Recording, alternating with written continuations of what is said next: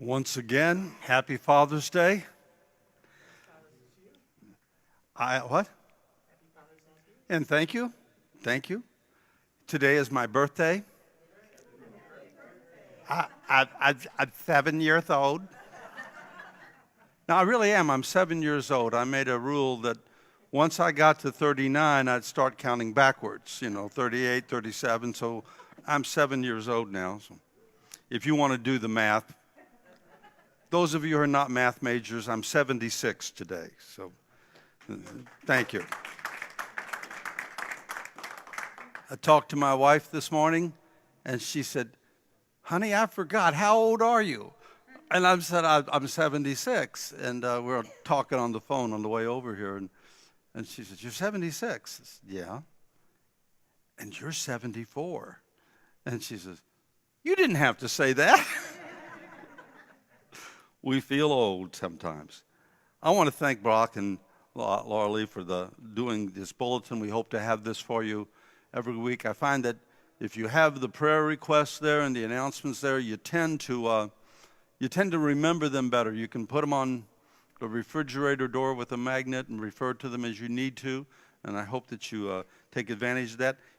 Feel free to make notes about the sermon.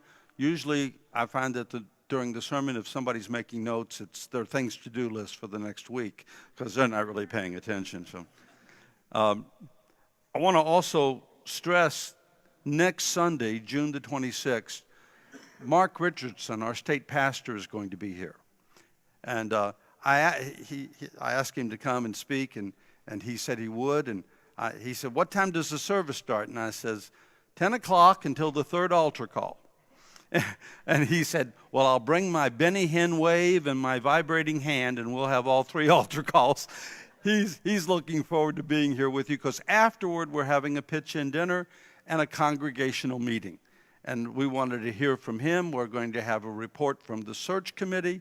Your governing board has some reports to make. We're going to have a wonderful time next Sunday. If you can at all plan to be here, please do that next Sunday, the 26th. I find that a good Father's Day sermon and a good Mother's Day sermon applies not just to fathers or mothers, but to all within a congregation. And so I want to continue my onward study. I love to spend time with the life of David. I find that there's very interesting things to be found there, especially in 2 Samuel. And the passage today comes from the 23rd chapter of 2 Samuel. And it talks about what's called the 30 mighty men. Now, the 30 mighty men, please do not take that numerical term literally, because as you read through the Bible and do a serious study, you will find that there are sometimes more than 30, and sometimes there are less than 30.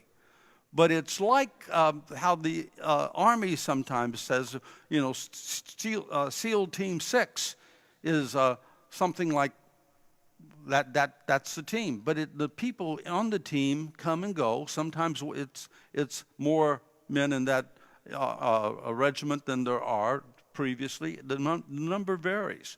So this is a listing of the mighty men of valor. And these are the people who have won what we would consider today our Medal of Honor, the Congressional Medal of Honor, the top men. These are the cream of the crop. They have shown exceptional heroism. And here it is, approximately 1,000 years BC, and already we are having people who are being named as exceptionally heroic people. Let's just go through this list of superheroes. There are three specifically. The first one is Josheb. Josheb, it talks about him in chapter 23, verse 8. And the names of David's mighty men, Josheb, Beth, I'm not sure I could not find what a Takamoth was. I don't know what nationality that is. He was chief of the three. He raised his spear against 800 men whom he killed in one encounter. Okay, this is, let's describe this man in words and terms that we all can understand.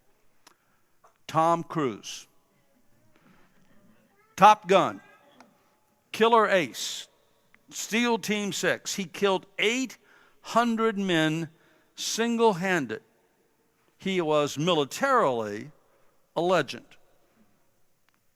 He fought his battles, and he fought them courageously.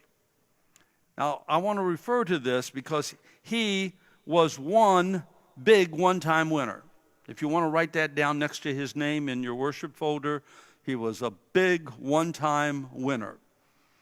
Here was this man who took this one battle and made his name for himself. Sometimes we have battles in our lives and we fail. We fall flat on our face. But there are times when we come through and we know, nailed it, we get it right. And we feel good that God has strengthened us, that we've done it right. And that's that for this guy. Our battles that we face in our lives are often unexpected. They're many times frightening. And I'm sure you faced them at one point or another. Perhaps it was a family crisis, or it was some ethical battle in your business, or it was a medical emergency, something that has to do with the body or the spirit. Sometimes it seems like a small thing, but it has epic proportions and great ramifications. It will affect how the rest of your life goes. It defines you, really. It establishes whether or not people can trust you, whether you can trust yourself. And you have to take a stand and you have to fight. And all the things that have happened to you before, all your previous life has prepared you for this moment. And you need to take that stand to have that one big-time win. And afterwards, things somehow seem to be better because you know you can handle anything that's come to you. It's better at those times when those battles need to be fought. It is time for us to raise our spear. It is time for us to fight that battle. That was the story with this gentleman. Now, the second person that's named is Elezar. In verses 9 and 10 of 2 Samuel 23, next to him was Elezar, the son of Dodai, the Arorite. As one of the 3 mighty men, he was with David when they taunted the Philistines, gathered at Pasdamanan for battle. And then the men of Israel retreated, but he stood his ground and struck down the Philistines until his hand grew tired and froze to the sword. The Lord brought about a great victory that day. The troops returned to Elezar, but only to strip the dead. This is a story of what is undoubtedly a soldier's worst nightmare. To find himself alone in a field facing everybody else, and you're saying, bring it on, and all those around you desert. And you're left there all alone. He stood his ground. He fought to his own exhaustion. I have a grandson who now is 24. But when he was younger, he was trying to teach Grandpa how to play Xbox. It was not a good experience. He beat me soundly, but the main reason he beat me, has anybody played Xbox or PlayStation? You know that little Doomba Flocker thingamabob, whatchamacallit? Yeah, a controller, thank you. I have a technical term for it. It's called a thingamabob, whatchamacallit, doo-walker. But I'm sitting here trying so hard to show my superiority to my grandson that literally my fingers are cramping up. Have you played like that?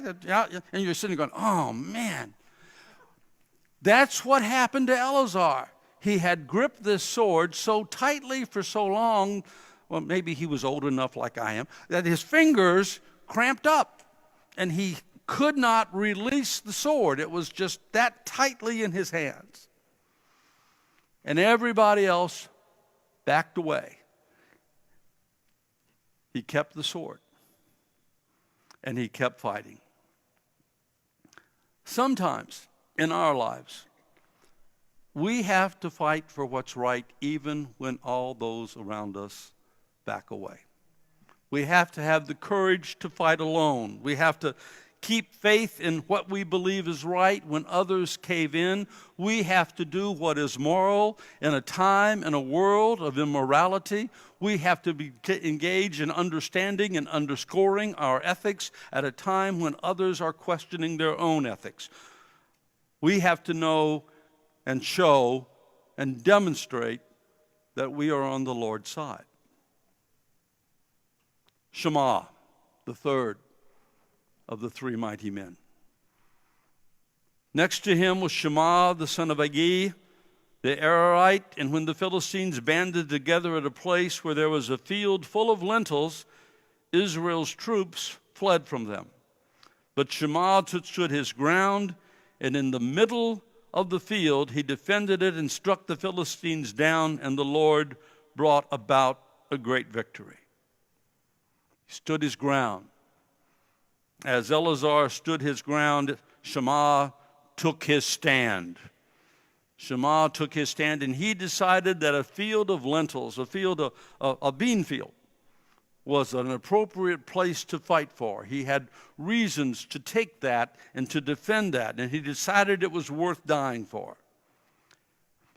It may seem silly to say that, but that field of lentils was not just a field of lentils, but it was in a place that was strategically important. It needed to be held. And sometimes a certain patch of ground in any military endeavor needs to be held, that other places that are even more important might be secure. And that's what he did that day. He picked that battle very carefully. If anybody has ever had the opportunity to go to Gettysburg, the battlefield in Gettysburg, Pennsylvania, it can become, if you do it correctly, it's a life-changing experience. I went to visit some friends who were living out in Maryland, and they said, let's go up to Gettysburg. And we went up there, and he hired this tour guide and literally got in the car and talked to us as we drive through the battlefield. And me, being a history buff that I am, I literally had one of those little micro cassette recorders that the lady didn't know I was recording her, but I was recording her so I could later preach the sermon, and you're welcome. But I recorded her, and she was telling the story about Joshua Chamberlain. Now, Joshua Chamberlain was a professor at a college, at a seminary at one point, and he volunteered with the 20th Maine Volunteers. Well, during the course of the 4 years previous to that of the war, his 20th Regiment of the Maine Volunteers had been pretty much decimated, and they needed to refill the ranks of those people. Those ranks were filled with people who were primarily deserters from the Union Army, and they found them, they rounded them up, and they put them back into service, and they put them into this regiment called the 20th Maine Volunteers from the state of Maine. They were told during that Battle of Gettysburg that they had to defend this one hill that is known as Little Round Top, and they had to hold that hill. It may seem like, even the name, Little Round Top, it's not a very strategic, not a very important place, but strategically it was absolutely vital to winning that battle. And so they fired on all the raids and all the charges that the Confederates made against Little Round Top. And after the third charge, all their ammunition was gone. Joshua Chamberlain said, "Men, fix bayonets." And they put the bayonets on their rifles. The charge came up the hill, and they held the hill, fighting hand to hand. And every person, every deserter that was in the Maine Volunteers became heroes that day and won the battle. And anyone who knows about the history of the Civil War will tell you that the Battle of Gettysburg is what won the Civil War. So it is with our battles. We have to understand that we don't always choose our battles choose us. We are not always in the place we want to be, but that's where we are, and we have to fight there. We have to know that there is no quitting and there is no retreating. We have to fight with every weapon in our arsenal, and we have to fight on the Lord's side. And notice there in verse 12, and the Lord brought about a great victory. And there are other names that are listed throughout that 23rd chapter of 2 Samuel. We can go through every one of them. How Abishai was brave even though he didn't have a title. How Abinadi saw an opportunity and took advantage of it. How Uriah, who was the husband of Bathsheba, who David was having an affair with, was set up to lose. But even in his death, he became a hero. While he was wronged, he did what was right. Now, who are your heroes? Perhaps it was a Sunday school teacher that when you were young said the right thing to you at the right time and changed your life forever. Perhaps it was a friend of yours, someone who always modeled the right type of attitude. Perhaps it was the person who led you to the Lord, who knelt with you in prayer at an altar. Perhaps it was a counselor at a youth camp or a pastor. Perhaps it was your mother or your father who taught you by example and by word what it means to live a Christian life. I will tell you, I know this to be true for us fathers. I know this to be true for all of us believers, that our calling is to fight battles at times. It is to face our enemy. It is to fight on our Lord's side. And if we do that, every one of us will be our own hero. And the Lord will bring about a great victory.